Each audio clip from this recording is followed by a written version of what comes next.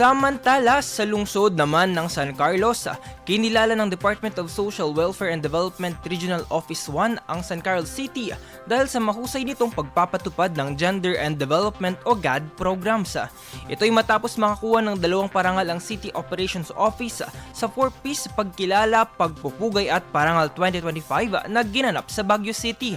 Nakamit ng lungsod ang Best Gender and Development Laudable Efforts and Notable Schemes o GAD Lens at Best in Report Submission bilang patunay ng maayos na implementasyon at kumpletong dokumentasyon ng kanilang mga programa.